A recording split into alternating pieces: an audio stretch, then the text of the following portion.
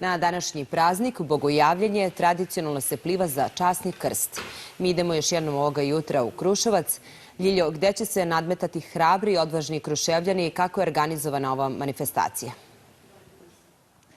Bojana, plivaće se na Zapadnoj Moravi i Rasini, na čijim obalama je čestiti knez Lazar 1371. godine podigao svoj prestoni grad Kruševac. Ja se nalazim ispred crkve Lazarice, u toku je liturgija, usledit će zatim veliko osvećenje vode i ispraćaj časnog krsta Put Bele vode.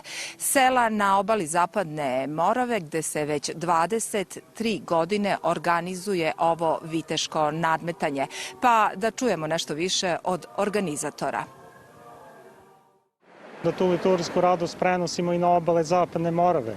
Tačno u 12 sati će krenuti to nadmetanje i sve oči će biti uprte u učesnike tog čudesnog događaja koji je zaista medijski dosta propraćen i izaziva veliko interesovanje u narodu. Tada se na obali Zapadne Morave sabere mnoštvo vernog naroda u velikoj radosti i ushićenju da isprate taj događaj i mi zaista molitveno bodrimo plivače koji su se odvažili na taj lep hrišćanski podvig i od srca im želim da im to bude na duhovno uzrastanje u životu i veri i smatram da su svi oni i pobedonosci i krstonosci.